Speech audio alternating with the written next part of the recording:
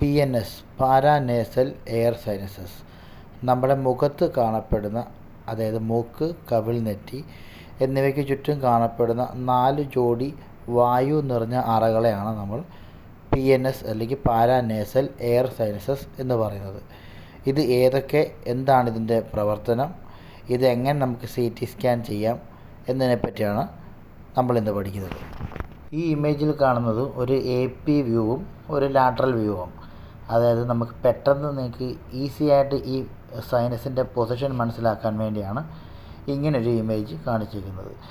സൈനസുകളുടെ പ്രവർത്തനം എന്തെന്നാൽ നമ്മൾ ശ്വസിക്കുന്ന വായുവിലെ പൊടിപടലങ്ങളെയും അണുക്കളെയും നീക്കം ചെയ്യുക, ശ്വാസനാളത്തിനാവശ്യമായ ഈർപ്പം നിലനിർത്തുക, നമ്മുടെ തലയോട്ടിക്ക് ഭാരം കുറയ്ക്കാനും കഫം ഉൽപ്പാദിപ്പിച്ച് ബാക്ടീരിയകളെയും വൈറസുകളെയും പുറന്തള്ളുക. ഇതൊക്കെയാണ് സൈനസുകളുടെ മെയിൻ പ്രവർത്തനങ്ങൾ.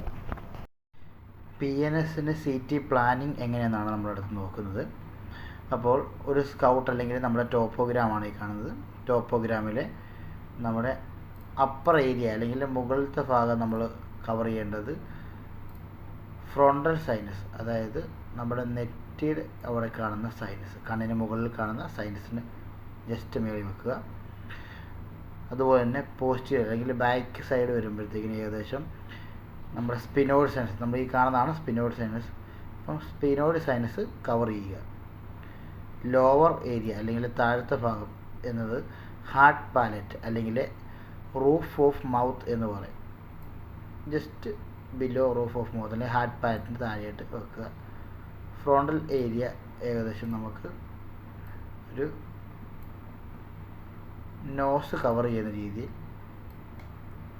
വെക്കുക. ഇതാണ് നമ്മുടെ ഒരു PNSൻ്റെ CT പ്ലാനിങ്.